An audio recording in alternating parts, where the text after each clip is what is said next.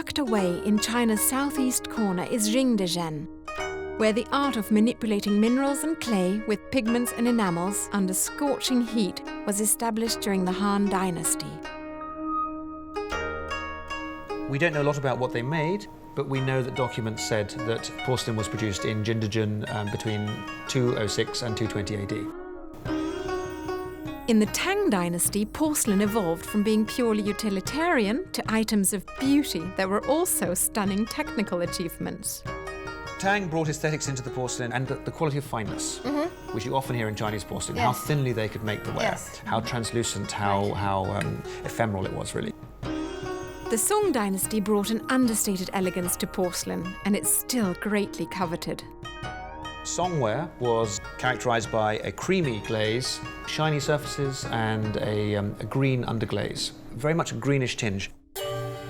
The Ming Dynasty is well known for its combination of stark white porcelain and rich blue underglaze. But did you know that different emperors required different shades of blue?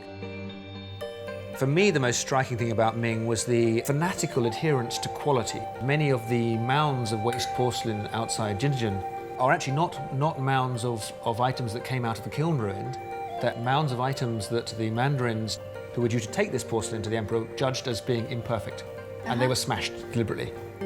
During the Qing Dynasty, advancements in porcelain accelerated with the introduction of multicoloured overglaze designs, which led to the well-known Famille Rose and Famille Verte palettes. People get very confused by these terms. In fact, they were just talking about the point at which particular colours were discovered. Colours that were previously unobtainable, and suddenly all the porcelain would be named after that particular colour. Matching the artistic growth in porcelain was the European appetite for it, and by the 17th century, Chinese porcelain was all the rage. The market was controlled by a handful of East India trading companies who had limited access to China through the port of Canton. The whole of Canton was a concession area where foreigners were allowed to set foot and trade, but only under license with local merchants. Because they weren't allowed into the rest of China? They were not allowed into the rest of China, no, absolutely not. No. When you look at these old bowls, the bowls are dated by the particular flags that are on them. Each country was represented by one East India company, and each one had one hong. Yeah. And so a hong, literally a warehouse, a trading warehouse. Interesting. History through porcelain. Indeed, a lot of history through porcelain.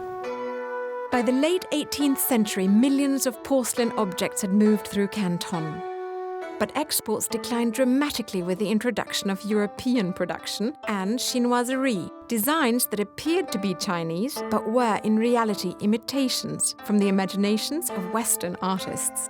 The most famous example being the willow pattern porcelain, whose imagery and legend were created in England.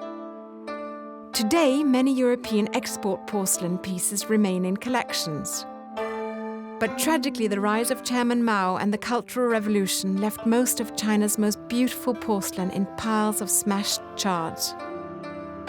Thankfully, enterprising artists are now reshaping these remnants into pretty keepsakes and jewellery.